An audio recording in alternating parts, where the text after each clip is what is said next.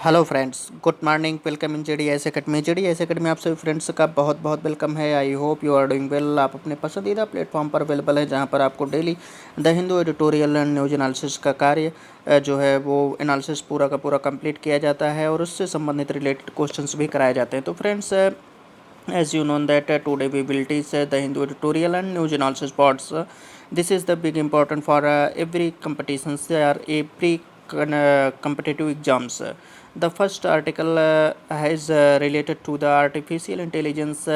यानी कि जो पहला आर्टिकल्स है वह पूरा का पूरा आर्टिफिशियल इंटेलिजेंस के बारे में है। आर्टिफिशियल इंटेलिजेंस क्या है क्या नहीं है उसके संबंध में पूरा रिलेटेड है। कैसे वह मानव जीवन को प्रभावित कर सकता है, मनुष्य से कैसे बेहतर रह सकता है, और व्हाट इज़ द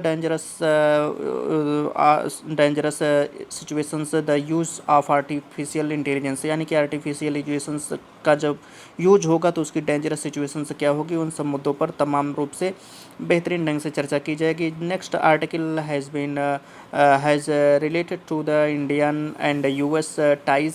जो अगला आर्टिकल्स है, अभी चूँकि प्राइम मिनिस्टर नरेंद्र मोदी की जो अगली यात्रा होगी अमेरिका की 22 जून को, उसमें इंडिया और यूएस के जो डिफेंस सेक्टर्स के अभी तक जितने टाइज हुए हैं, समझौते हुए हैं, और नेक्स्ट क्या समझौते हो सकते हैं, क्यों अमेरिका इतना इंडिया में इंटरेस्ट ले रहा है, तो ये सब तमाम मुद्दे उसमें डिस्कस किए जाएंगे। Third article has related to the UNESCO से रिलेटेड है, जिसमें अमेरिका की पुनः वापसी पर चर्चा की गई है। अमेरिका क्यों पुनः उसमें शामिल हुआ। और चौथा जो आर्टिकल है उसमें अभी कल ही हमने बताया था कि जो एक समान नागरिक संहिता का कानून आया हुआ है, वो एक समान नागरिक संहिता का कानून कैसे जो है भारत में कौन से मुद्दे को लेकर के फिर से प्रचारित हुआ है, और चूंकि अगली साल लोकसभा का इलेक्शन था इसलिए अभी ये मुद्दा क्यों उठाया गया, या किससे प्रेरित है, तो इससे रिलेटेड है। और बाकी जो है न्यूज एनालिसिस बहुत इंपॉर्टेंस है। तो फ्रेंड्स, आइए हम लोग बिना किसी देरी के अपने पहले आर्टिकल पर गो करते हैं। आर्टिफिशियल इंटेलिजेंस, जैसा कि आप सभी को पता है कि वर्तमान समय में जो टेक्नोलॉजी है वह एक दिन प्रतिदिन बहुत ही एग्रेसिव रूप में और एडवांस रूप में, आप एग्रेसिव ना कहिए बल्कि एडवांस फॉर्म में हमारे सामने फेसेस कर रही हैं, हमारे सामने प्रस्तुत कर रही हैं, प्रेजेंट कर रही हैं। तो और उस टेक्नोलॉजी को महारत हासिल करना जो उस समय के साथ लगातार कोरिलेट करके चले, यानी कि उस टेक्नोलॉजी का उपयोग वही कर सकता है जो उससे रिलेटेड अपने को रिलेवेंट बना करके चले। तो वो देश पीछे हो जाते हैं जो उस टेक्नोलॉजी के विषय में जानते नहीं हैं, या उनकी जो उपयोग है वो कम है। तो जैसा कि राइटर यहाँ पर कहते हैं कि पिछले कुछ दिनों से यह जो आर्टिफिशियल इंटेलिजेंस है यह चर्चा का जो है विषय बना हुआ है। इसके कई सारे लाभ हैं, लाभ तो बहुत हैं, सीमाएं भी हैं तथा हानियाँ भी हैं। यहाँ पर जो है राइटर लाभ, सीमा, हानि सब पर चर्चा करते हैं। एआई सिस्टम है क्या? एआई सिस्टम जो है कुछ विशिष्ट मुद्दों पर या फिर व्यापक मुद्दों पर अति मानव यानी कि सुपर ह्यूमन जैसा प्रदर्शन करने में सक्षम होता है।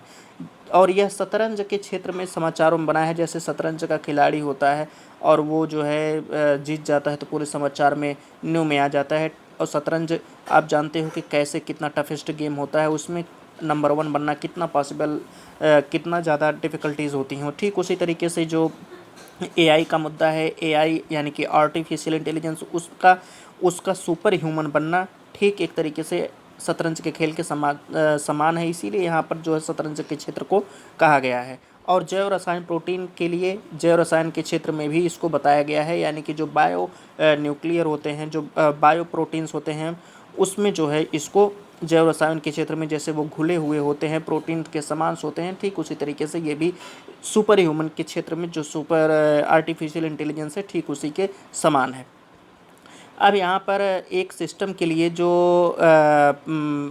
एआई है वो प्रदर्शन और एकता का सुधार यानी कि मुद्दा, और अगर कोई कार्य है तो उसको संकुचित कर देता है। क्यों? क्योंकि वे मनुष्यों के लिए मूल्यवान सहायक बन जाते हैं। जो आर्टिफिशियल इंटेलिजेंस है जहाँ पर मनुष्य अपने कार्यों को सामान्य तरीके से करता है, अगर वहीं पर इंटेलिजेंस आर्टिफिशियल इंटेलिजेंस आ जाते हैं तो वो मूल्यवान सहायक बन जाते हैं। वाक पहचान यानी कि जो व्यक्ति बोलता है उसको पहचानने में, जो हम बोल रहे हैं उसका अनुवाद करने में, यहाँ तक कि जो फोटोग्राफ जैसी जो सामान्य वस्तुओं की पहचान करना, यह सब जो कार्य है उसमें जो आर्टिफिशियल इंटेलिजेंस होता है, एआई होता है, वो सामान्य जो मनुष्य होते हैं उन सबसे श्रेष्ठ और बेहतरीन ढंग का प्रदर्शन उसमें साबित करता है। अब बात आती है कि आर्टिफिशियल इंटेलिजेंस जो है उसमें एक और है आर्टिफिशियल जनरल इंटेलिजेंस। ये जो है जो हम ह्यूमन कॉमन सेंस के आधार पर करते हैं। तो आर्टिफिशियल जो जनरल इंटेलिजेंस जो होता है वह उस बुद्धि को संदर्भित करता है जो सीमा या संकीर्ण में नहीं है। यानी कहने का मतलब ये है फ्रेंड्स कि जो हम ह्यूमन अपनी इंटेलिजेंस प्रोवाइड करते हैं, अपनी इंटेलिजेंस बुद्धिमानी करते हैं, लेकिन हम ह्यूमंस एक संवेदनशील प्राणी हैं। हम जो भी कार्य करते हैं सबसे पहले हमारी जो ज्ञानेंद्रियां हैं वो एक्टिव रहती हैं, संवेदनशीलता है। हमको कहाँ पर खतरा हो सकता है, कहाँ पर खतरा नहीं हो सकता, हम आने वाले जो खतरे हैं उनके लिए आगाह रहते हैं। उनके लिए जो है एक तरीके से हम सचेत हो जाते हैं, हमको इस चीज़ से खतरा है और तुरंत ये हमारा कॉमन सेंस काम करने लगता है। लेकिन जो आर्टिफिशियल इंटेलिजेंस होता है, एआई सिस्टम होता है, रोबोट होता है, ये सब भले ही मानवों से श्रेष्ठ होते हैं। मानवों से श्रेष्ठ करने का मतलब कि जो मानव कार्य करते हैं उसको बहुत ही बेहतरीन ढंग से करते हैं और उसमें त्रुटि की जो संभावना होती है वो बहुत ही कम होती है और उनका जो परिणाम आता है वो उच्च रहता है। लेकिन उसमें जो कॉमन सेंस यानी कि जो संवेदनशीलता की भावना होती है, जो ज्ञानेंद्रियां होती हैं, जो एक ह्यूमन प्रकृति के द्वारा पाया गया होता है, डेंजरस के प्रति एक्टिव रहता है, वो जो है उसमें अनुपस्थित होता है। जो कॉमन सेंस अथवा जो सामान्य ज्ञान है मनुष्य को अपने जीवन के खतरे पर उपस्थित होने से बचाने के लिए, ये तो मैंने अभी बताया कि उसे बचाने के लिए प्रेरित करेगा, जबकि रोबोट में यह सिस्टम होता ही नहीं है। एआई पर कोई एआई पर कोई महत्वपूर्ण विश्वसनीय प्रयास नहीं किए गए हैं। यानी कहने का मतलब ये है कि जो आर्टिफिशियल इंटेलिजेंस है उस पर कोई भी क्रिएटेबल तरीका अभी तक इस टॉपिक पर नहीं लाया गया है, यानी कि कॉमन सेंस के मुद्दे पर नहीं लाया गया है। और जो है इसको जो है अभी तक हासिल नहीं कर पाए हैं लोग कि एआई के मुद्दे को कैसे इसको कॉमन सेंस में कन्वर्ट किया जाए, यानी कि ह्यूमन सेंस जैसा इसको लेकर के चला जाए। कई विशेषज्ञों का जो मानना है कि जब कोई टेक्नोलॉजी किसी सेक्टर्स में आती है तो उसमें बहुत सारे एक्सपर्ट होते हैं। उनका मानना है कि जो आर्टिफिशियल जनरल इंटेलिजेंस है कभी भी किसी मशीन के द्वारा हासिल नहीं किया जा सकता। यानी कि जो कॉमन सेंस की बात है, यहाँ पर कई सारे राइटर्स कहते हैं कि जो कॉमन सेंस होता है वो कॉमन सेंस कोई भी मशीन आप ला दो, वो जो ह्यूमन के अंतर्गत कॉमन सेंस होता है उसको आप कहीं भी हासिल नहीं कर सकते हो। लेकिन जो दूसरे विश्लेषक हैं उनका मानना है कि यह सुदूर भविष्य हो सकता है। कहने का मतलब यह है कि एक तरफ तो जो है आप जो दूसरे एनालिटिकल होते हैं वो सुदूर भविष्य की बात करते हैं, यानी कि फ्यूचर की बात करते हैं कि आने वाले टाइम में एक बेहतरीन ढंग का प्लेटफॉर्म है, फ्यूचर्स है। और दूसरी तरफ जो अदर एक्सपर्ट रहे हैं वो कहते हैं कि यह जो है इसको कभी भी हासिल ही नहीं किया जा सकता है, यानी कि मशीन के द्वारा आप कॉमन सेंस को हासिल नहीं कर सकते हैं।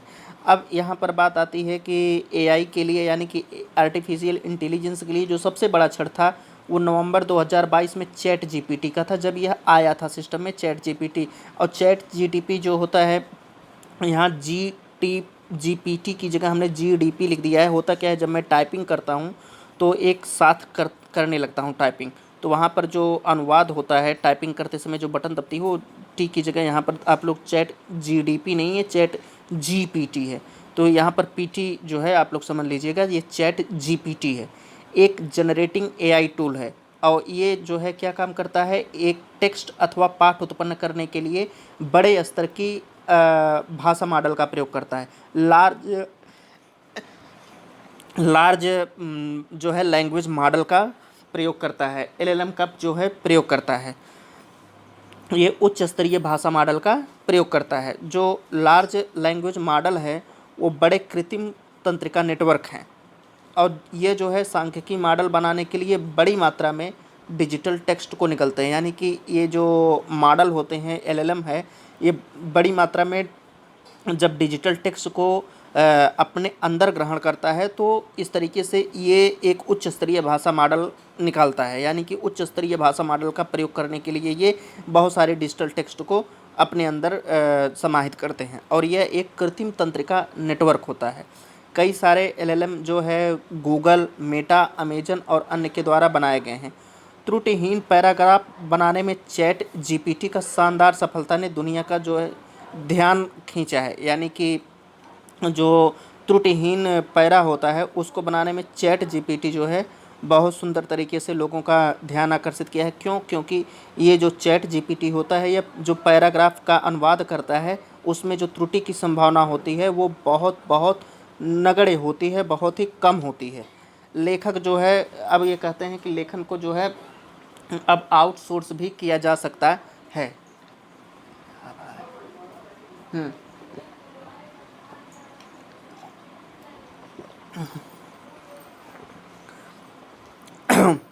लेखन को जो है आउटसोर्स भी किया जा सकता है, यानी कि उसको बाहर आप भेज भी सकते हैं। कुछ विशेषज्ञों का मानना है कि GPT-4 के द्वारा, जो GPT-4 में होता है, आर्टिफिशियल जनरल इंटेलिजेंस की चिंगारी भी देखी गई, यानी उसका संकेत इंडिकेट भी देखा गया है, जो निकट भविष्य में AGI यानी कि आर्टिफिशियल जनरल इंटेलिजेंस एक बड़े लार्ज लैंग्वेज मशीन में उभर सकता है, यानी कि लार्ज लैंग्वेज मॉडल में उभर सकता है। यानी कि AGI जो है एक बड़ा LLM यानी कि उच्च स्तरीय भाषा या बड़े स्तर की भाषा मॉडल में उभर सकता है निकट भविष्य में। अब आगे जो बात आती है वो ये है कि LLM के कार्य को लेकर के कई विशेषज्ञों द्वारा विभिन्न प्रकार की बातें निकल कर के आती हैं। जैसे यह वर्क कैसे करता है, इसका कार्य करने का तरीका कैसे है। यानी कि जो बड़े स्तर की भाषा होती है, जैसे आप लोग कंप्यूटिंग लैंग्वेज सीखते होंगे, उसमें बहुत सारी भाषा होती है, B+ लैंग्वेज, CC++ लैंग्वेज, ओ लैंग्वेज, तो ये सब कंप्यूटर की भाषा होती है। इसी तरीके से जब ये आर्टिफिशियल इंटेलिजेंस आई है, टेक्नोलॉजी आई है, तो उसकी भी एक भाषा है, और वह उस भाषा का प्रयोग करता है जो हम बोल रहे हैं। वो अपनी भाषा का प्रयोग करके हमारे द्वारा बोले गए शब्दों को ग्रहण करके, या हम जो बोलते हैं, हम जो लिखते हैं, हम जो कहते हैं, उसको वो अपनी भाषा में ग्रहण करके कन्वर्ट करता है। आप जो चाहते हैं वो आपके सामने परिणाम को हाजिर करता है, प्रस्तुत करता है। तो ये उसके लिए कौन सी भाषा का प्रयोग करता है, कौन सी टेक्नोलॉजी का प्रयोग करता है, तो ये जो LLM है वही सारी भाषाएं हैं। बुनियादी स्तर पर जो बड़े स्तर की भाषाएं हैं, केवल शब्दों के दिए गए अनुक्रम का पालन करने के लिए सबसे संभावित या प्रासंगिक शब्द की भविष्यवाणी करते हैं, जो कि लर्नड स्टैटिस्टिकल मॉडल पर आधारित होता है। ये जो है जिस संभावित या प्रासंगिक शब्द की भविष्यवाणी करते हैं, ये सब लर्नड स्टैटिस्टिकल मॉडल यानी कि सीखे गए जो सांख्यिकी मॉडल होते हैं उस पर बेस्ड होते हैं। ये सिर्फ स्टोकेस्टिक होते हैं, यानी कि इनका जो अभी आप कोई चीज़ गूगल से ट्रांसलेट करिए और गूगल से ट्रांसलेट करके उसको जो है पढ़ना स्टार्ट कीजिए। उसमें आप क्या देखेंगे, आप पूरी की पूरी भाषा में तो वो हिंदी में अनुवाद कर देगा, लेकिन आप उसको पढ़ ही नहीं पाएंगे। उसका जो है सेंस ही नहीं निकाल पाएंगे। उसका जो है क्या उसमें सेंस लिखा है, क्या उसकी मीनिंग है, वो आप समझ ही नहीं पाएंगे। क्योंकि जो गूगल ट्रांसलेट करता है उसमें कोई संवेदनशीलता, मानव जैसी संवेदनशीलता नहीं होती। तो वही यहाँ पर लिखा गया है कि ये सिर्फ स्टोकेस्टिक्स होते हैं जो बिना अर्थ के होते हैं। ये क्या काम करते हैं? प्रसिद्ध रूप से आत्मविश्वास और गलत तरीके के साथ तथ्यों के भ्रम को पैदा करते हैं, उदारता से सामान्य तरीके से नोबेल प्राइज प्रदान करते हैं, और गैर मौजूद अकादमिक पत्रों के लिए विश्वसनीय उदाहरण देते हैं। यानी कि वहाँ पर जो गैर अकादमिक है, एक तरीके से लोगों में यह विश्वास चला देते हैं कि यहाँ पर अकादमिक रूप से मौजूद होना कोई बड़ी बात नहीं है, बिना मौजूदगी के भी यह सब जो है उसको हासिल किया भी जा सकता है। इसके अलावा जो है ये विश्वसनीय उदाहरण तो देते ही हैं, लेकिन ये सब जो इनका ट्रांसलेट का तरीका होता है, ट्रांसलेट करने का जो उदाहरण होता है, वह सब बेहद ही एक तरीके से राइटर कह रहे हैं कि दूसरे तरीके से होता है, केवल मीनिंगलेस ट्रांसलेटेड या अनुवाद होता है। सही AGI कब आएगा? सही AGI जो आता है, सही AGI तब आएगा तो यह बहुत बड़ी बात हो जाएगी। आजकल की जो मशीनें हैं हर शारीरिक कार्य जो करती हैं वो मनुष्य से बेहतर प्रदर्शित करती हैं। लेकिन एआई मशीनों को कई बौद्धिक मानसिक कार्य में मनुष्यों से बेहतर बनाने में मदद कर सकता है। जो एजीआई है, ये जो आया है अभी न्यू आर्टिफिशियल इंटेलिजेंस, इसका जो आर्टिफिशियल जनरल इंटेलिजेंस का पार्ट है वो बौद्धिक और मानसिक कार्य करने में मनुष्यों से नो डाउट बेहतर साबित हो सकती हैं। मनुष्य को गुलाम बनाने वाली अति बुद्धिमान मशीनों की जो धूमिल परिदृश्य है उसकी कल्पना की गई है। एजीआई सिस्टम जो है विकास के बाहर मनुष्यों द्वारा बनाई गई एक बेहतर प्रजाति हो सकती है। एजीआई वास्तव में एक महत्वपूर्ण विकास होगा जिसके लिए दुनिया को गंभीरता से, यहाँ पर राइटर ने गंभीरता से कहा है क्योंकि एजीआई के अभी वो आगे नुकसान भी बता रहे हैं कि क्या नुकसान हो सकता है क्या नहीं हो सकता है। लेखक का कहना है कि एलएएम यानी कि जो बड़ी स्तरीय भाषा है और एआई यानी कि आर्टिफिशियल इंटेलिजेंस, इसके बारे में जिस तरीके से प्रचार किया जाता है, राइटर का मानना है कि अभी क्या है कि कुछ दिनों से सोशल मीडिया पर और जगह जगह से कई सारे विशेषज्ञ, कई सारे बौद्धिक इंसान यह कहते हैं कि जो चैट जीपीटी है, आर्टिफिशियल इंटेलिजेंस है, ओपन आर्टिफिशियल इंटेलिजेंस है, ये सब जो कृत्रिम बुद्धिमत्ता है ये आने वाले समय में मनुष्य की पीढ़ी को बर्बाद कर देगा। ये पूरी तरीके से उनकी जो प्रजाति है उसको ख़त्म कर देगा। तो यह जो आने वाला टाइम है, यह मनुष्य की जो प्रजाति हो विलुप्त के कगार पर जाएगी। राइटर कह रहे हैं कि यह जो तर्क है ये बहुत ही निराधार तर्क है। इस तरीके से यह तर्क हम नहीं मानते कि मनुष्य की जो प्रजाति, क्योंकि इसके पहले भी जब भी कोई टेक्नोलॉजी, जब कंप्यूटर आई थी तो लोग कहते कि मनुष्य पूरी तरीके से समाप्त हो जाएगा। तो कंप्यूटर ने मनुष्य को समाप्त नहीं किया बल्कि कंप्यूटर ने मनुष्य को और अधिक एडवांस बना दिया। तो इस तरीके से हर टेक्नोलॉजी के जो दो पक्ष होते हैं उस पर नकारात्मकता पर अधिक फोकस न करके उसके जो पॉजिटिव चीज़ें हैं उसको निकाल करके लेकर के चलना चाहिए।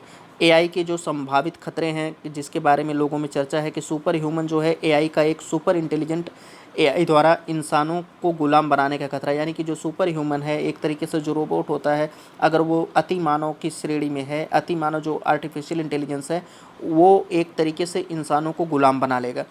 शक्तिशाली आर्टिफिशियल इंटेलिजेंस वाले दुर्भावनापूर्ण इंसान, ये दूसरा है। एआई टूल्स बनाना जो है अपेक्षाकृत आसान है। दुर्भावनापूर्ण इरादे से मिलान किए जाने पर भी संकीर्ण जो आर्टिफिशियल इंटेलिजेंस उपकरण है वो गंभीर नुकसान पहुंचा सकते हैं।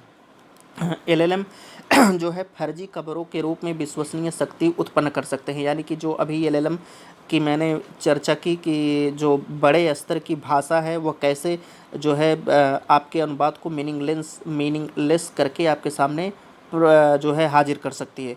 तो उससे जो है वो फर्जी खबरों के रूप में, यानी कि इस तरीके से आत्मविश्वास के साथ आपके सामने वो हाजिर कर सकती है, तो जो कि आपके लिए खतरा होगा, आत्म नुकसान होगा, गहरी मानसिक पीड़ा भी जनरेट कर सकता है। लोकतांत्रिक वो उसका सबसे बड़ा जो बैड इफ़ेक्ट है, लोकतांत्रिक चुनाव में जो जनता की राय है उसको प्रभावित करने के लिए उसमें बहुत आसानी से हेरफेर आप कर सकते हो। आर्टिफिशियल इंटेलिजेंस की जो उपकरण की सीमा और बाधाओं को थोड़ा संज्ञान लेते हुए ये क्या काम करते हैं कि विश्व स्तर पर वर्क करते हैं, यानी कि जो एआई की टेक्नोलॉजी है वो किसी देश की सीमा पर बधी हुई नहीं है और कोई भी टेक्नोलॉजी किसी भी देश की सीमा पर बधी नहीं होती है। वो टेक्नोलॉजी जो है पूरे वर्ल्ड वाइड पर व्याप्त होती है। व्यक्तिगत जो द्वेष है दुनिया को तुरंत प्रभावित कर सकता है, यानी कि जो आपसी ईर्ष्या होती है वो सब। सरकारें जो है दुश्मनों के विरुद्ध ऐसी कार्रवाई का अनुमोदन या समर्थन कर सकती हैं, यानी कि जब आप कोई कटु वचन या फिर कोई ऐसे उकसाने वाले टिप्पणी करेंगे तो ये ऐसी पॉसिबिलिटी है इस एलएलएम के साथ कि कुछ उल्टा सीधा लिख करके लोगों को उकसा देना ताकि आपस में लोग जो है स्ट्रगल करते हुए नजर आए, कॉन्फ्लिक्ट करते हुए नजर आए। तो दुर्भावनापूर्ण जो मानव व्यवहार है, दुर्भावनापूर्ण मानव व्यवहार के खिलाफ राइटर कह रहे हैं कि इसके पास जो एआई के पास कोई भी प्रभावी बचाव नहीं है, यानी कि अभी सिचुएशन जो करंट स्थिति है उसमें आर्टिफिशियल इंटेलिजेंस कोई भी प्रभावशाली उपाय नहीं कर सकता है। अच्छे लोगों ने सेना में एआई जो बौद्धिक लोग हैं उनका मानना है कि जो आर्टिफिशियल इंटेलिजेंस है उससे संचालित स्मार्ट वेपन्स सेना में शामिल हो सकते हैं। स्मार्ट हथियारों के बारे में चिंता की है। एआई की जो दुर्भावनापूर्ण उपयोग के विषय में शिकायत है कि आर्टिफिशियल इंटेलिजेंस का दुर्भावनापूर्ण उपयोग किया जा सकता है। कोई इससे इससे जो है आसान तरीका बहरहाल अभी नहीं दिख रहा है, यानी कि एआई की दुर्भावनापूर्ण उपयोग के खिलाफ कोई भी आसान तरीका अभी बहरहाल नहीं है। अधिक अत्यधिक सक्षम और जो गुड एआई सिस्टम है उसमें जो है सुधार करना जारी रहेगा, यानी कि जो एआई सिस्टम है उसको अत्यधिक सक्षम कैसे बनाया जाए और उसको अत्यधिक गुणवान कैसे बनाया जाए, और यह जो है मनुष्यों की सहायता के लिए पूरा का पूरा नियोजित किया जाएगा। ये अपने रचनाकारों के बेहतरीन इरादों के बावजूद, यानी कि इसमें जो भी डाला जाता है जैसे टेक्स्ट वगैरह पाठ वगैरह लिखने के लिए, तो उसको आप दूसरी भाषा में कन्वर्ट कर सकते हो, और जब ये दूसरी भाषा में कन्वर्ट हो जाएगा तो जिसके खिलाफ आप करना चाहते हो वो वहाँ पर नुकसान पहुँचा देंगे, वो वहाँ पर अपने खिलाफ समझेंगे तो उससे लोगों का नुकसान होगा। यह सिस्टम जो है दुनिया में डाटा से मशीन लर्निंग का उपयोग करके बनाए गए हैं, और डेटा की जो कमी है उसको अस्थायी बना सकते हैं, यानी कि पूरा का पूरा जो विभिन्न प्रकार के डेटा हैं उसको आपस में ये कंजप्शन करके संग्रहण करके कुछ न कुछ निकालेंगे, तो इससे क्या होगा कि डाटा की कमी हो सकती है। वह असममित व्यवहार पेश करते हैं जो समूहों के खिलाफ जाते हैं, तो इस तरीके से ये अनसिमेट्रिकल जो प्रोडक्शंस है उसको लेकर के चलते हैं। कैमरा आधारित इनका जो सांवली चमड़ी वाली औरतों की तुलना में गोरे चमड़े वाले पुरुष अधिक दिखाए गए हैं। ये कैमरा का कमाल है, यानी कि कैमरा पर आप जो है उसमें अत्यधिक फेयर तरीके से लोगों को दिखा सकते हो, तो इस तरीके से ये कहीं न कहीं अपने आप में दुर्भावनापूर्ण व्यवहार है इसका, कि लोगों में एक अत्यधिक नेगेटिविटी क्रिएट करना, लोग आपस में ही जलन करेंगे। इस तरह के जो अनपेक्षित और अज्ञात पूर्वाग्रह एआई सिस्टम में जो हैं वो विनाशकारी साबित हो सकते हैं। ये जो है खुद ही कारों को चलाते हैं और चिकित्सा स्थितियों का निदान करते हैं। गोपनीयता क्या है? एक महत्वपूर्ण चिंता है, यानी कि इसकी जो प्राइवेसी है, सबसे बड़ी चीज़ की प्राइवेसी है, क्योंकि जो एल्गोरिथम है वह सिस्टम दुनिया को लगातार देखते हैं। निजता के जो मौलिक अधिकार का उल्लंघन करते हुए हर व्यक्ति को हमेशा ट्रैक किया जा सकता है। एक सबसे बड़ी चिंता यह है कि यहाँ पर निजता का जो है फंडामेंटल राइट उसका उल्लंघन होगा, क्योंकि हर व्यक्ति ट्रैक किया जा सकेगा, ये ऐसा सिस्टम ही है। एक चिंता इस बात की रहती है कि इन तकनीकों को कौन और कैसे विकसित करता है। सबसे हालिया जो प्रगति है विशाल कंप्यूटेशनल डाटा और मानव संसाधन वाली कंपनियां में हुई है। चैट जीपीटी ओपन को जो है विकसित किया गया है, जो एक गैर लाभकारी संस्था के रूप में शुरू हुआ था और एक फ़ायदेमंद इकाई में तब्दील हो गया चैट जीपीटी। अब यहाँ पर अन्य गेम में जैसे गूगल भी शामिल है, मेटा, माइक्रोसॉफ्ट और एप्पल, यह सब भी शामिल हैं। कोई प्रभावी सार्वजनिक निरीक्षण वाली व्यावसायिक संस्थाएं कार्रवाई के केंद्र हैं, यानी कि इनका जो जांच होगा कोई व्यावसायिक संस्थाएं इनका जांच कर सकती हैं। तो इनका राइटर का कहना है कि क्या उनके पास एआई सिस्टम को सही रखने का प्रोत्साहन है, कि या वो एक जैसे कि कंप्यूटर आज के युग में क्या है कि कंप्यूटर हैक करना एक तरीके से सुरक्षित हो गया है, लोग उसके प्रति जागरूक हो गए हैं, तो क्या इस तरीके से उनको जो व्यावसायिक संस्थाएं हैं कार्रवाई करती हैं, क्या उनके पास ऐसा सिस्टम है कि वो ओपन आर्टिफिशियल इंटेलिजेंस को लेकर के या चैट जीपीटी को लेकर के जो संभावित खतरे हैं उससे निपटने में वो कामयाब हो सकती हैं।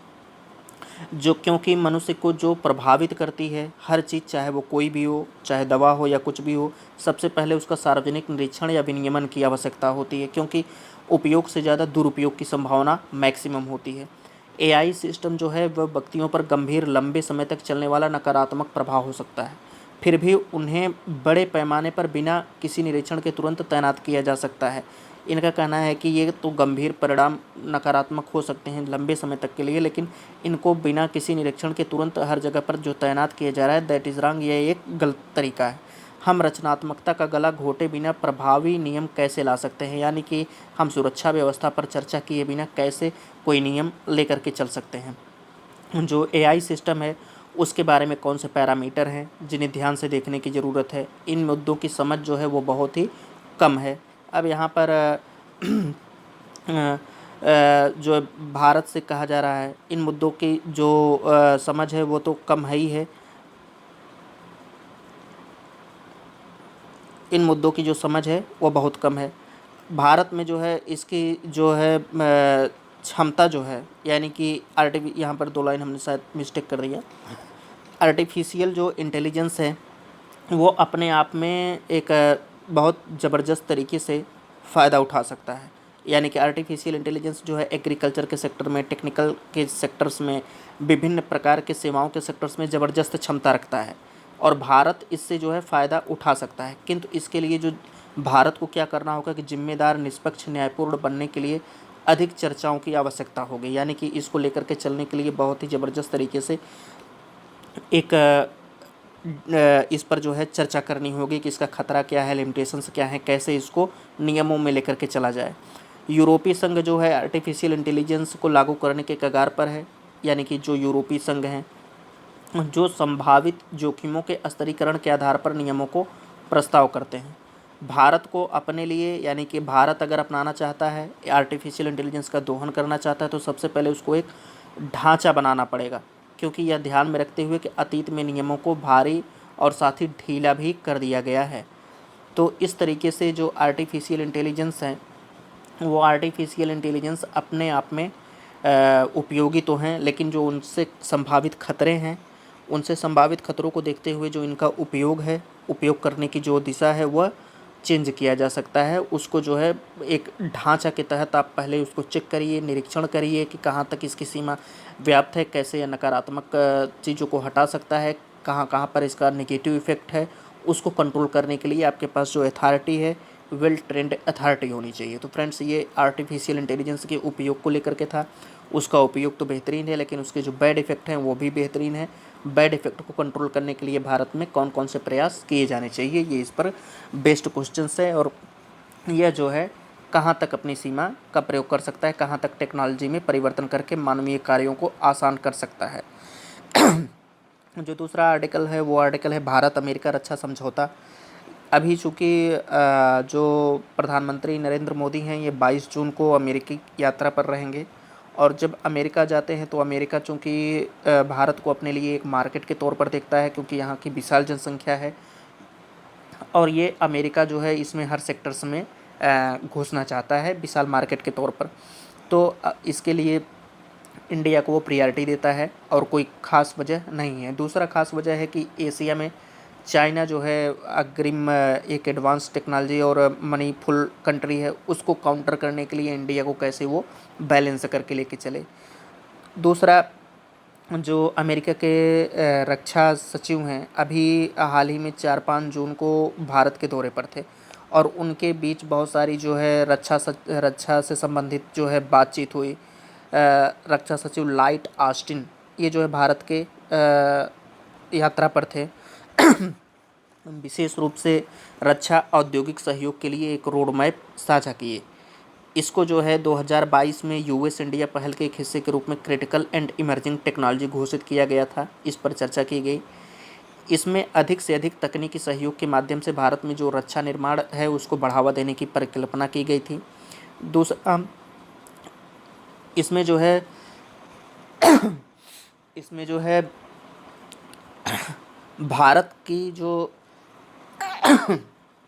आयात निर्भरता है उसको कम करने की कल्पना की गई है कि भारत जो है अपना जो आयात है उसको वो कम करेगा, उसकी जो आयात निर्भरता है उसको कम करने पर उस पर मुख्य फोकस है, और ये संधि उसमें फुलफिल कर सकती है, मदद कर सकती है। यात्रा के जो उद्देश्य थे वो महत्वपूर्ण थे। पहला जो उद्देश्य था वो तकनीकी नवाचार और बढ़ता सैन्य सहयोग, यानी कि टेक्नोलॉजी में रिसर्च को लेकर के, और दूसरा सैन्य सहयोग को लेकर के। यात्रा के दौरान सबसे महत्वपूर्ण कदम रक्षा उद्योग में सहयोग को बढ़ावा देना था, और उसके लिए एक रोड मैप बना करके द्विपक्षीय रक्षा संबंधों को मजबूत करना था। जो रोड मैप का उद्देश्य है दोनों देशों के रक्षा क्षेत्रों के बीच मजबूत संबंधों को बढ़ावा देना और महत्वपूर्ण सह विकास और सह उत्पादन पहलुओं में तेजी लाना है। तो ये जो अमेरिका के रक्षा सचिव आए थे उनका ये महत्वपूर्ण वर्क था। उन्होंने जो टाइज थी उस पर चर्चा की, कैसे इंडिया और अमेरिका रक्षा सहयोग में आगे लेकर के चल सकते हैं या आगे जा सकते हैं। 2022 में जो हस्ताक्षरित था यूएस भारत द्विपक्षीय आंतरिक स्थिति जागरूकता व्यवस्था पर आधारित था। ये अंतरिक्ष क्षेत्र में सूचना साझाकरण सहयोग बढ़ाने का वादा करता था, यानी कि जो इंटरनल सिचुएशंस जागरूकता मैप था उस पर इंडिया यूएस साइन किए थे, आपस में समझौता किए थे अंतरिक्ष में सूचना साझाकरण को बढ़ाने को लेकर के। एक नई पहल इंडेक्स एक्स का भी शुभारंभ किया गया था। यह दोनों देशों के बीच रक्षा संबंधी नवाचार संबंधों को गति प्रदान करता है। यानी कि जो रक्षा संबंधित नवाचार होते हैं, टेक्नोलॉजी के सेक्टर्स में जो इनोवेशंस होते हैं, उस पर अपनी व्यापक गति ये चर्चा करता है, उसको प्रदान करता है और दोनों देशों को एक दूसरे के करीब लेकर के आता है। इसके अलावा जो यूएस स्पेस कमांड और भारतीय रक्षा स्पेस एजेंसी के बीच में सहयोग के आधार पर रक्षा अंतरिक्ष एक्सचेंज में नई क्षेत्रों की पहचान की गई है। यानी कि इन दोनों के बीच में एक नई डिफेंस स्पेस एक्सचेंज में क्या क्या अवसर उभर करके आ सकते हैं, नए क्षेत्र कहाँ पर बन सकते हैं, उसकी जो है पहचान की गई है। भारत का प्रमुख रक्षा भागीदार एमडीपी का दर्जा अमेरिका के साथ हस्ताक्षरित 4 मूलभूत समझौतों के साथ प्रौद्योगिकी साझा करने और अधिक लगातार सहयोग की अनुमति देता है। मतलब कि जो एमडीपी का दर्जा है अमेरिका के साथ, वो प्रौद्योगिकी टेक्नोलॉजी ट्रांसफ़र करने को लेकर के है और अधिक से अधिक कंटिन्यू सहयोग की अनुमति दे रहा है। इसमें जो है न केवल भारत को सहयोगी बने बिना संवेदनशील प्रौद्योगिकी साझा करने की अनुमति मिली है, बल्कि प्रक्रियात्मक कठिनाइयों या संरचनात्मक अंतरों के कारण ब्लैक साइडिंग को रोकने में भी प्रभावी तंत्र साबित हुए हैं। यानी कि टेक्नोलॉजी को लेकर के जो साझा होता है, उसमें अगर कोई कंट्री किसी के खिलाफ जा रहा है तो उसमें आप देखिए कि जब चाइना की बात आती है इंडो पैसिफिक रीजन्स में, तो उसमें अमेरिका जो है वो चाइना के ऊपर टिप्पणी कर रहा है। दूसरा, संवेदनशील जो टेक्नोलॉजी साझा करने को लेकर के है, जहाँ संवेदनशील एरिया में अगर कोई घुसपैठ होता है तो उसमें साझा करने की जो स्थिति बनती है वो है। इंडो पैसिफिक की अनिवार्यता के संबंध में अब क्या है, अप्रैल 2022 में जो है जो मंत्री स्तरीय 2+2 डायलॉग होता है, उस दौरान अमेरिका रक्षा सचिव द्वारा भारत का जो प्रशांत क्षेत्र है उसमें अमेरिकी भारत रक्षा साझेदारी का अपने जुड़ाव की आधारशिला के रूप में संदर्भित किया गया था। यानी कि जो अमेरिकी भारत रक्षा साझेदारी है, इंडिया पैसिफिक ओशियन में अपना जो जुड़ाव होता है उसको लेकर के चर्चा की गई थी कि दोनों देश आपस में एकजुट हैं, बेहद क्लोज्ड हैं। उन्होंने इंडो पैसिफिक में व्यापक पहलुओं को रेखांकित किया, जिसमें चाइना के द्वारा ज़बरदस्त कार्रवाई शामिल है। जैसा कि अभी हमने कहा, यूक्रेन के प्रति रूस की आक्रामक कार्रवाइयों का उद्देश्य जो है जबरन सीमाओं को फिर से खींचना है, यानी कि जो पूर्व सोवियत संघ की सीमा थी उसको फिर से लाना है और दूसरे देश की राष्ट्रीय संप्रभुता पर हमला करके उसकी संप्रभुता को कम करना है। आतंकवाद और जलवायु परिवर्तन जैसे जो अंतर्राष्ट्रीय मुद्दे हैं वो भी उसमें शामिल हैं। इस तरह भारत और अमेरिका द्वारा संयुक्त खतरे का आकलन चीन को एक चुनौती के रूप में इंगित करता है। अब आगे जो है अमेरिकी रिपोर्ट में जो बात कही गई है वो चीन की सैन्य शक्ति के रूप में कहा गया है कि चीन की जो सैन्य शक्ति रिपोर्ट है 2022 में, वो चीनी नौसंख्या या जहाज़ के आधार पर दुनिया की सबसे बड़ी नौसेना है। इंडो पैसिफिक क्षेत्र में अधिक विवादित होने के साथ लोग अनुमान क्या लगा रहे हैं कि चीन की उपसतह उपस्थिति भारतीय और प्रशांत महासागर में बढ़ने की संभावना है। यानी कि डेली कुछ न कुछ चीन के द्वारा उसका अतिक्रमण किया जाना, उसमें प्रशांत महासागर में घुसना, इंडियन ओशियन जो है उसमें जो है उसके इर्द गिर्द बनाए रखना। तो इस तरीके से ये एक डेंजरस सिचुएशंस बढ़ने की जो है संभावना है। इंडो पैसिफिक से परे जो है रक्षा क्षेत्र में भारतीय अमेरिकी कंपनियों के बीच व्यापक जो इंडस्ट्रियल सहयोग है वो उसको पेश करने का एक मजबूत तर्क भारत में अमेरिकी निवेश का मौजूद पैमाना है। यानी कि जो अमेरिका इतना सपोर्ट कर रहा है, भारत के भीतर बहुत सारी अमेरिकी रक्षा कंपनियां हैं जो यहाँ पर बहुत बड़े स्तर पर इन्वेस्टमेंट की हैं।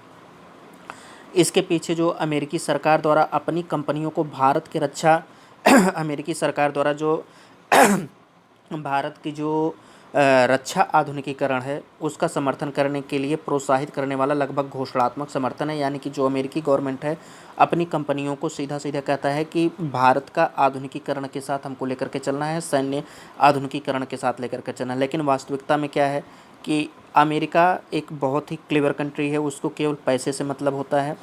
उसका हित जहाँ तक कंप्लीट हुआ इसके बाद वो सीधे दरकिनार कर लेता है, उसमें कोई दो राय नहीं है। आज अगर अमेरिका इंडिया के क्लोज है तो उसके पीछे रीज़न है। क्यों रीज़न है? क्योंकि चाइना बहुत अग्रेसिव है और बहुत बिग कंट्री है, ख़ास करके मिलिट्री और मनी के रूप में। उसको काउंटर करना है तो इंडिया को सपोर्ट करना है, तो इसके बाद उसको कंट्रोल करने के लिए भी सपोर्ट करना है। दूसरा, मार्केट जो इंडिया का मार्केट है हर सेक्टर्स में, चाहे फूड सेक्टर हो, टेक्नोलॉजी सेक्टर हो, स्पेस सेक्टर्स हो, डिफेंस सेक्टर्स हो, मेडिकल सेक्टर्स हो, एजुकेशन सेक्टर्स हो, साइंस सेक्टर्स हो, एग्रीकल्चर सेक्टर्स हो, कोई भी सेक्टर्स हो, तो उसमें जो है India, this is a big market. India क्या है, एक बहुत बड़ा मार्केट है। तो जब वहाँ पर कंपनियाँ इन्वेस्टमेंट करती हैं तो उससे नो डाउट प्रॉफिट होता है। तो यह प्रॉफिट तभी कारगर सिद्ध हो सकता है जब दोनों कंट्री को परस्पर लाभ हो। होता क्या है कि भारत इसमें पीछे रह जाता है, कुछ लाभ होता है, जितना लाभ की उम्मीद की जाती है उतना नहीं होता, और बाकी जो यहाँ पर कंपनियाँ इन्वेस्टमेंट करती हैं वो अपना हिस्सा लेकर के चल देती हैं, उनको मैक्सिमम लाभ होता है। लंबे समय में जो यह अमेरिका भारत रक्षा सहयोग की छत्र छाया में कम से कम 3 प्रमुख प्रवृत्तियां जन्म ले सकती हैं। पहला, कंपनियों के बीच जो संयुक्त उद्यम है वो एक पारिस्थितिक तंत्र के पोषण और विकास में, यानी कि जो कंपनियां हैं अपने बीच में संयुक्त उद्यम लेकर के चलें। अमेरिकी भारतीय रक्षा निर्माण में एक बड़ा हिस्सा प्राप्त कर रहा है और दोनों पक्ष यह विकास और उत्पादन में मौजूद बाधाओं को दूर कर रहे हैं, यानी कि दोनों जो जॉइंट वेंचर हैं, अमेरिकी और इंडिया जो कंपनी है, वो अपना जो उसमें सहयोग कर रहे हैं, जो भी मौजूद बाधाएं हैं उसको दूर करते हुए लेकर के चल रहे हैं। अब जैसे कुछ अमेरिकी कंपनी है जैसे बोइंग, लॉकहीड मार्टिन जो F-16 बनाता है, BAE सिस्टम्स, हनीवेल एरोस्पेस, रेथियान, ट्रेक्सट्रॉन और अन्य के नेतृत्व वाली ये जो अमेरिकी कंपनियां हैं, भारतीय कंपनियों के साथ रक्षा क्षेत्र में संबंधित कई निर्माण गतिविधियों में भागीदार हैं ये दोनों कंपनियां। और इसमें सबसे प्रमुख रूप से हिंदुस्तान एरोनॉटिक्स लिमिटेड और टाटा समूह हैं। ICT समझौतों में घोषित नवाचार पुल के माध्यम से दोनों देश के जो रक्षा स्टार्टअप हैं उन्हें जोड़कर आप आगे लेकर के चल सकते हैं, ऐसा राइटर का कहना है। उनको जोड़ करके आगे लिया जा सकता है। अब प्रधानमंत्री नरेंद्र मोदी की 22 जून की अमेरिकी यात्रा है, उसमें विशेष रूप से रक्षा के क्षेत्र में बहुत सारी घोषणाएं हो सकती हैं, रक्षा व्यापार इन्वेस्टमेंट को लेकर के। अब वहाँ से वो लौटते हैं तब देखने का टाइम होगा कि किन किन पर चर्चा हुई, किन किन को व्यापक तरीके से लागू किया गया। यूनेस्को में अमेरिका की पुनः वापसी, ये जो है आपको पता होगा कि 2017 में जब डोनाल्ड ट्रंप थे, तो वो यूनेस्को से बाहर निकल गए थे। और यह अमेरिका का पहला हालिया नहीं, इसके पहले 1984 में रीगर प्रशासन के द्वारा भी सोवियत विकास को रोकने के लिए, सोवियत संघ को रोकने के लिए यूनेस्को से बाहर निकल गया था। तो ओबामा प्रशासन ने यूनेस्को में 2011 में ही धन देने से मना कर दिया था, उसका वित्त जो फाइनेंशियल कंडीशंस है वो मना कर दिया है। क्या कि अभी भी जो अमेरिकी वर्चस्व है वो बहुत बड़ा है। नो डाउट चाइना उठ रहा है, लेकिन अमेरिकी वर्चस्व को अभी उसके लिए ओवरटेक कर पाना इतना आसान नहीं है, क्योंकि जितनी विश्व की बड़ी से बड़ी संस्थाएं हैं पश्चिमी और अमेरिका में, वहाँ पर अमेरिका जो है सबसे बड़ा कंट्रीब्यूटर है धन देने के मामले में। अब जब यह धन को रोक देता है तो जो संस्थाएं हैं वो पूरा का पूरा ख़राब हो जाती हैं। तो अमेरिका 2017 में ट्रंप ने निकल गए, और ट्रंप जो है जलवायु पेरिस समझौता हुआ था उस पर भी निकल गए। भारत और चाइना के ऊपर ये आरोप लगाते हुए कि यही दोनों देश सबसे ज़्यादा प्रदूषण उत्पादक हैं, यह कहते हुए दोनों देश उस समझौते से बाहर निकल गए। अब 2011 में जो है ओबामा प्रशासन ने वित्त पोषण इसका बंद किया। अभी हाल ही में पिछले सप्ताह जो है जो बिडेन का प्रशासन ने कहा है कि संयुक्त राष्ट्र में सैनिक, वैज्ञानिक और सांस्कृतिक संगठन में वो फिर से शामिल होगा।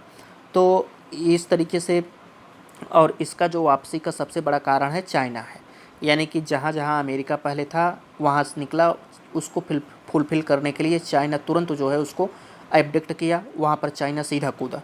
तो यूएस की जो उपस्थिति है, यानी कि जो यूएस वहाँ से हटा है, यूएस की अनुपस्थिति में चीन को कृत्रिम बुद्धिमत्ता और आगामी तकनीकी बदलावों के आसपास नियम स्थापित करने में अधिक प्रभाव हासिल करने में मदद मिली थी। यानी कि जब से चाइना हटा तो चाइना जो है, अमेरिका हटा तो अमेरिका के हटने के बाद चाइना जो है मैक्सिमम कृत्रिम बुद्धिमत्ता टेक्नोलॉजी वो अपने आप में कैप्चर्स करने के लिए बहुत हेल्पफुल साबित हुआ था।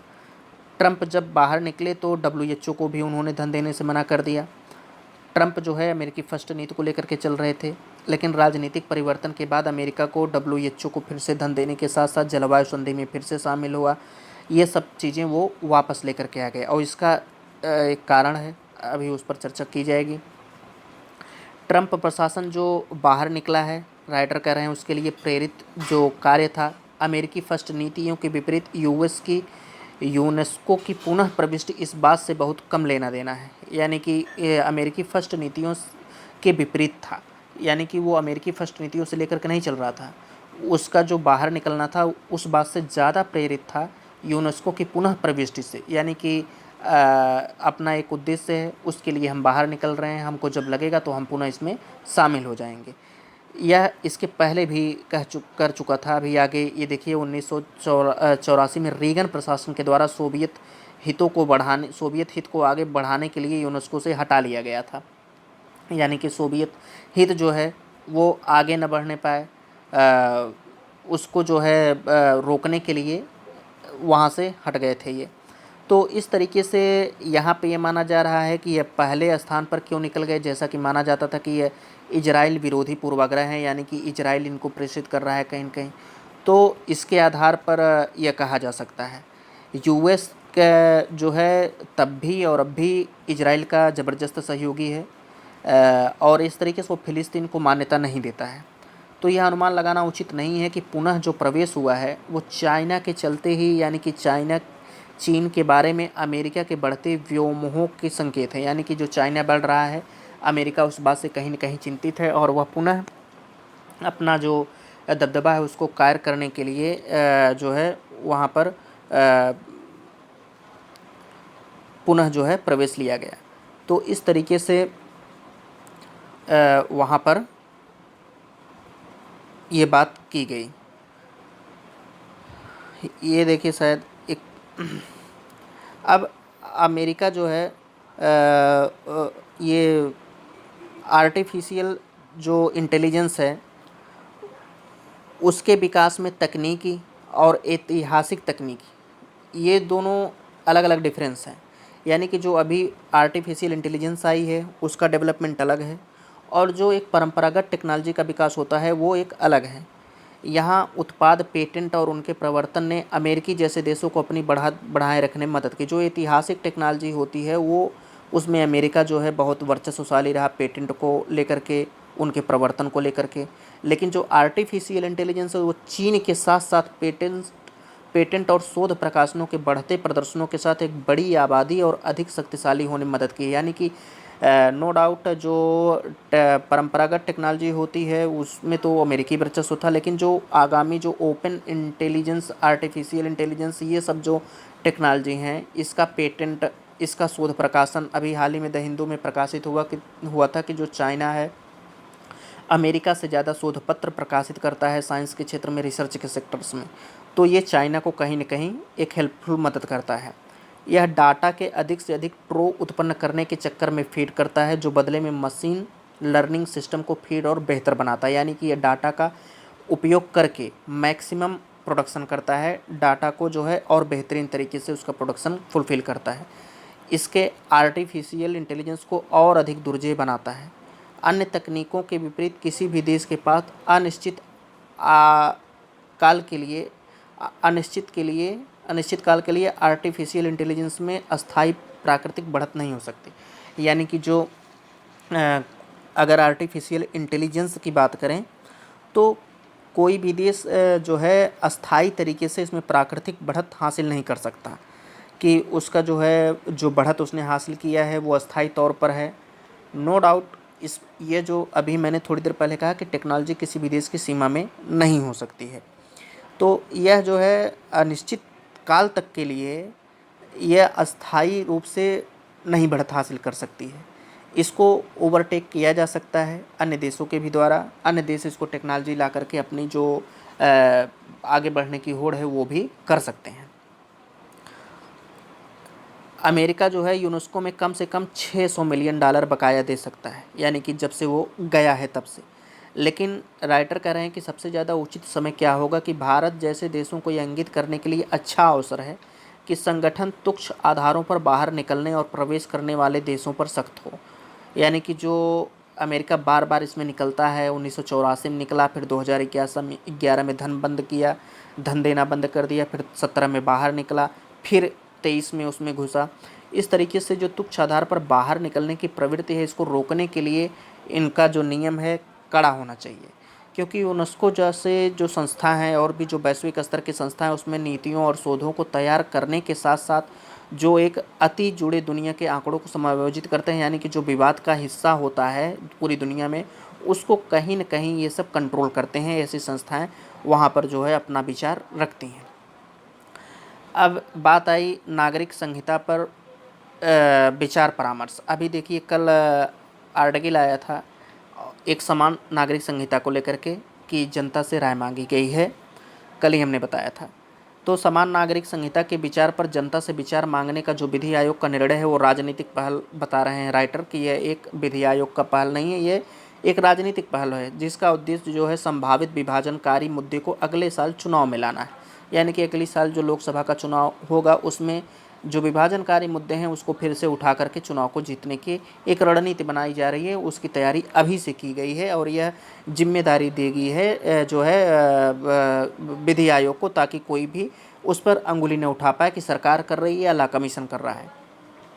जो 21वां आयोग है, 2018 में एक परामर्श पत्र जारी किया था, जिसमें स्पष्ट रूप से कहा गया था कि उस समय एक समान नागरिक संहिता ना तो आवश्यक थी, संहिता यहाँ पर संहिता नहीं है, संहिता है, ना तो आवश्यक थी और ना ही वांछनीय थी। एक सुविचारित दस्तावेज में जब यह तर्क दिया गया था कि विभिन्न व्यक्तिगत कानूनों में जो सुधार की पहल है, उसका ध्यान विभिन्न धर्मों को नियंत्रित करने वाले कानूनों में एकरूपता लाने के प्रयास के बजाय सभी प्रकार के भेदभाव को समाप्त करना चाहिए। यानी कि जो धर्म का विभाजन होता है, पहली चीज़ उसको रोक करके एक कानून एक रूप लाया जाए और जितने भी प्रकार के डिफ्रेंसिएशन हैं, भेदभाव हैं, उसको कंट्रोल किया जाए। लोग कह रहे हैं कि दस्तावेज प्रकृति में प्रगतिशील था। क्यों? क्योंकि इसमें एकरूपता पर, गैर भेदभाव पर जोर दिया गया था और यह स्वीकार किया गया था कि नियमों के एकल सेट को लागू करने के बजाय विवाह, तलाक, विरासत और गोद लेने जैसे पर्सनल लॉ के पहलुओं को नियंत्रित करने के विभिन्न साधन हो सकते हैं। इसके लिए भेदभावपूर्ण प्रावधानों को हटाना होगा, विशेष रूप से वे जो महिलाओं को प्रभावित करते हैं। यानी कि जो महिलाओं को जो लैंगिक असमानता में, तलाक में, ये सब मुद्दे जो महिलाओं को प्रभावित करते हैं, पहले उसको हटाना होगा और समानता में निहित कुछ व्यापक मानदंडों को अपनाना होगा। इस मुद्दों को चुनावी अखाड़े में लाने के लिए मौजूदा व्यवस्था के लिए शायद एक राजनीतिक आवश्यकता को छोड़कर नए सिरे से देखने के लिए कुछ महत्वपूर्ण नहीं हुआ। यानी कि इसमें जो सुधार हुआ है वो कोई अन्य सुधार नहीं हुआ है, केवल एक राजनीतिक आवश्यकता से प्रेरित सुधार हुआ है। यह राइटर का कहना है कि जो महिलाओं में नीतिगत मुद्दा है, महिलाओं की जो प्रॉब्लम है, उसमें जो सुधार की बात है वो राजनीतिक आवश्यकता से प्रेरित हैं, बुनियादी स्तर पर उसमें कोई भी आवश्यकता नहीं हुआ है। पूरे देश के लिए जो है एक समान नागरिक संहिता लाना वास्तव में एक ऊंचा लक्ष्य है, लेकिन यह सवाल है कि क्या पर्सनल लॉ के सभी पहलुओं के लिए एक को पेश करना धर्म की स्वतंत्रता पर अतिक्रमण करेगा। यानी कि आप एक सबके लिए एक समान ला दीजिए, और है क्या कि पूरे देश में बहुत सारे धर्म के लोग हैं और सब पर जो है आप एक समान रूप से लागू कर दीजिए, तो ये एक सबके जो धार्मिक स्वतंत्रता है उस पर अतिक्रमण नहीं करेगा। ये बहस का हिस्सा रहा है। बी आर अम्बेडकर जो है इस चीज़ को वांछनीय मानते थे तथा इसके स्वैच्छिक होने के पक्षधर थे। यानी कि जो धार्मिक स्वतंत्रता है उसको बनाए रखने के पक्षधर थे, उसको मानते भी थे। यह संभव है कि किसी भी धर्म को ठेस पहुंचाए बिना एक समान संहिता को अपनाया जा सकता है। संभव है, पॉसिबिलिटी है, लेकिन यह बहुत ऊंचे स्तर पर संभव है जब लोग जागरूक हों, एक बहुत बेहतरीन ढंग की जागरूकता देश में हो तब। लेकिन यह अवधारणा अल्पसंख्यकों के वर्गों के बीच में मत पैदा करती है।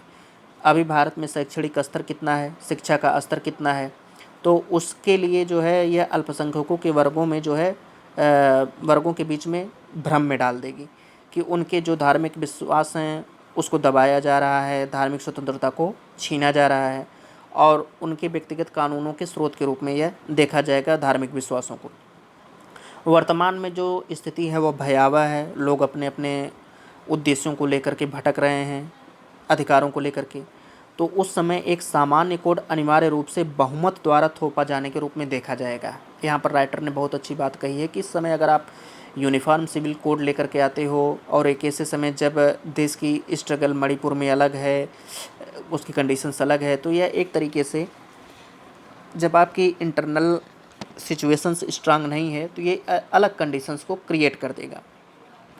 बुनियादी जो सुधार हैं उसको प्राथमिकता दी जा सकती है, जैसे कि सभी समुदायों और लिंगों के लिए विवाह योग्य उम्र जो है 18 वर्ष होना, नो फॉल्ट तलाक की प्रक्रिया शुरू करना, अपरिवर्तनीय टूटने के आधार पर विवाह के विघटन की अनुमति देना, तलाक के बाद संपत्ति का विभाजन करना, उनके लिए सामान्य मानदंड होना, अन्य मामले जिन्हें पिछले आयोग ने बहस के लिए रखा था। प्रत्येक समुदाय के भीतर के कानूनों के भीतर पहले समानता और गैर भेदभाव के सार्वभौमिक सिद्धांतों को शामिल करना और वर्जना और रूढ़ियों पर आधारित प्रथाओं को खत्म करना वांछनीय होगा। राइटर कह रहे हैं कि पहले तो आप ये सब समाप्त करिए, इसके बाद लेकर के ये सब आइए। जो रूढ़ियाँ हैं समाज में, अभी भी बहुत सारी रूढ़ियाँ व्याप्त हैं, पहले उन सबको समाप्त कीजिए, तब इस पर लेकर के आइए। और जब आप धीरे धीरे, और सही बात है, अगर आप धीरे धीरे रूढ़ियों को ख़त्म करने में सफल हो गए तो एक समान जो नागरिक संहिता है उसको आप बहुत आसानी से लागू कर ले जाएंगे। लेकिन जब तक आप रूढ़ियों को जो वांछनीय हैं उसको नहीं लागू करेंगे तब तक ये लागू करना बहुत इम्पॉसिबल होगा, और इस तरीके से जो है वो ठीक नहीं होगा। अब आते हैं हम लोग न्यूज एनालिसिस पर। न्यूज एनालिसिस में अभी कहा गया है कि जो प्रधानमंत्री हैं उनकी अमेरिकी यात्रा होगी 22 जून को। अमेरिकी यात्रा के दौरान जो भारत है वो 31 सशस्त्र MQ-9 रीपर यानी कि मानव रहित हवाई वाहन अमेरिका से खरीदेगा। मैंने अभी क्या कहा कि India is a big market for America, तो अब ये ख़रीदा। अब अगर ये ख़रीद रहा है तो आयात बढ़ा, अमेरिका को फ़ायदा होगा। दूसरा खबर क्या है, बिम्स्टेक अगले शिखर सम्मेलन में बैंकॉक विजन 2030 को अपना लक्ष्य लेकर के अपनाएगा। बैंकॉक विजन 2030 को अपनाएगा। शिखर सम्मेलन में एक समुद्री परिवहन आयोग समझौता संपन्न होने की उम्मीद है। थाईलैंड में जो बैंकॉक विजन 2030 को सामने रखा है, जो बिम्स्टेक को एक ऐसे क्षेत्र की ओर ले जाने की कोशिश करता है जो समृद्ध, लचीला और खुला है। तीसरा क्या है, गृह मंत्रालय को 19 जून को जो है लद्दाख के नेताओं से मुलाकात करेगा गृह मंत्रालय। और क्यों करेगा, क्योंकि लद्दाख में मांग की जा रही है, विरोध किया जा रहा है केंद्र के प्रशासन का। और लद्दाख और जम्मू कश्मीर को जैसा कि पता है कि केंद्र शासित प्रदेश का दर्जा दिया गया था। लद्दाख के नेताओं के द्वारा वहाँ पर अपनी मांग को लेकर के लगातार विरोध जारी है। ये देखिए मणिपुर में क्या हो रहा है। मणिपुर में 15 संगठन हैं, वो संयुक्त राष्ट्र को अंतर्राष्ट्रीय अधिकार निकायों को, संयुक्त राष्ट्र की एक निकाय है अंतर्राष्ट्रीय अधिकार निकाय, उसको ज्ञापन सौंपे हैं। और ज्ञापन क्या है कि पूर्वोत्तर राज्य में जो संकट चल रहा है वैश्विक ध्यान देने की उस पर मांग की गई है। ये बहुत ही गलत बात है। घरेलू मुद्दा घरेलू में ठीक रहे, क्योंकि उससे विदेशी ताकतों को एक हवा मिल जाती है, और ख़ास करके जब आपके दो पड़ोसी आपके इर्द गिर्द चोर और डकैत रहते हैं। इन संगठन में जो प्रभावशाली हैं जैसे all Manipur united club organisation, Manipur student federation, all Manipur women voluntary association और पंगल, यानी कि वहाँ पर जो पंगल है वो वहाँ पर मुस्लिम है मणिपुर में, उनको पंगल कहा जाता है, पंगल स्टूडेंट ऑर्गेनाइजेशन शामिल हैं। ये सब संगठन मिलकर के यूनाइटेड नेशन को एक ज्ञापन सौंपे हैं। इन संगठनों द्वारा जो है भूख, बीमारी, गरीबी, मणिपुर के जो सैन्यीकरण केंद्र के द्वारा वहाँ पर किया जा रहा है, यानी कि शांति बहाल करने के लिए हर मोर्चे पर सेना तैनात की गई है, उठाते हुए जो केंद्रीय सुरक्षा बल की जो पक्षपातपूर्ण भूमिका है उसको, त्रिपक्षीय संचालन के निलंबन के कुकी समुदाय के द्वारा जो ज़मीनी नियमों के रोक टोक का उल्लंघन, ये सब चिन्हित इनके द्वारा किया गया है। अब यहाँ पर एक और पांचवा है कि केंद्र के द्वारा जो OBC लिस्ट है उसमें 80 और जातियों को जोड़ा जाएगा। इसमें जो तेलंगाना सरकार है उनके द्वारा वर्तमान में OBC सूची के तहत 40 समुदायों को केंद्रीय सूची में जोड़ने के लिए अनुरोध किया गया है, और आंध्र प्रदेश में तुरुप कापू समुदाय को शामिल करने की मांग की है। हिमाचल प्रदेश द्वारा मझरा समुदाय को जोड़ने के लिए कहा गया है। छठा है, महंगाई को जो है नियंत्रित रखने के लिए खुले बाजार में अनाज की बिक्री बंद कर दी गई है केंद्र के द्वारा, यानी केंद्र सरकार ने ओपन मार्केट में दो तरीके के जो है इन्फ्लेशन बढ़ रहा है पिछले कुछ दिनों से, उसको रोकने के लिए, महंगाई पर नियंत्रण रखने के लिए चावल और गेहूं की बिक्री को बंद कर दिया है। इस स्कीम के तहत जो है कर्नाटक पर विशेष संभावना पड़ेगी। क्यों? क्योंकि अन्न भाग्य योजना के तहत वो अपने नागरिकों को मुफ्त चावल देने का वादा किया है। अन्न भाग्य योजना के तहत कर्नाटक सरकार द्वारा प्रत्येक को 10 किलो खाद्यान्न देने का वादा किया गया है। अब अगर इस तरीके से केंद्र सरकार ने राज्य सरकार को एक अधिसूचना जारी कर ओपन मार्केट सेल स्कीम के तहत केंद्रीय पुल से, इतना याद रखिएगा कि ओपन मार्केट में कैसे केंद्र सरकार ने बंद किया है, तो केंद्रीय पुल से चावल और गेहूं की बिक्री पर रोक लगा दी है। यानी कि जो ओपन मार्केट सेल जो है केंद्रीय पुल से खरीदता था वो अब नहीं खरीदा जाएगा। गुजरात में जो बिपरजॉय चक्रवात है लैंडफॉल बना रहा है, क्योंकि वो बहुत ही तेज़ गति से वहाँ पर साबित हो रहा है। तेज़ गति से हवाएं चक्रवात गुजरात के जो तटीय इलाके हैं उससे टकरा रहे हैं और भूस्खलन हो रहा है, जो गुजरात को और अधिक तबाह कर रहा है। जो तेज़ हवाएं हैं वो 135 से 150 किलोमीटर प्रति घंटा की रफ्तार से चल रही हैं। बिजली आपूर्ति को पूरा बाधा कर दी हैं, बिजली के खंभे को उखाड़ दी हैं। इससे बहुत बड़ा नुकसान गुजरात में हुआ है। भारत के निर्यात की बात की जा रही है। भारत का निर्यात फिर से गिर गया। क्यों? क्योंकि ग्लोबल स्लोडाउन है और व्यापार घाटा जो है 5 महीने के उच्चतम स्तर पर पहुंच चुका है। मई में जो भारत का माल निर्यात था वो 10.7% से गिर करके 34.98 बिलियन डॉलर हो गया, जबकि जो आयात है 6.67% की धीमी दर से गिर करके 57.7 बिलियन डॉलर हो गया। यानी कि आयात कम घटा है, निर्यात ज़्यादा घटा है और इससे व्यापार घाटा 22.1 बिलियन डॉलर के 5 महीने के उच्चतम स्तर पर पहुंच गया है। पिछले 8 महीनों में यह छठी बार है जब गुड्स यानी माल निर्यात में साल दर साल गिरावट आई है। हालांकि मई की गिरावट अप्रैल में 12.6% की गिरावट से कम थी। मई का जो निर्यात था अप्रैल के 6 महीने के निचले स्तर से सिर्फ 0.8% अधिक था। दूसरी ओर आयात जो है अप्रैल के 15 महीने के निम्न स्तर से मई में क्रमिक रूप से 13.8% बढ़ा, जो कि पहले के अनुमानित 49.9 बिलियन डॉलर से थोड़ा संशोधित होकर 50.15 बिलियन डॉलर हो गया। यह पहली बार है कि जो माल व्यापार घाटा है अप्रैल में 20 महीने के निचले स्तर पर 15.46 अरब डॉलर पर पहुंच गया था। दिसंबर 2022 में 20 अरब डॉलर के आंकड़े को पार कर गया था। तो यह जो है पहली बार है। तो फ्रेंड्स, इस तरीके से पूरा का पूरा न्यूज एनालिसिस और एडिटोरियल पार्ट जो है वो कंप्लीट हुआ। अगर आपको लेक्चर्स पसंद आता है तो लाइक कीजिएगा, नहीं पसंद आता है तो डिसलाइक कीजिएगा, और डिसलाइक क्यों किया है साथ में ये भी बताइएगा। और मिलते हैं फ्रेंड्स नेक्स्ट लेक्चर पर। तब तक के लिए ए लॉट ऑफ थैंक्स। जय हिंद, जय भारत।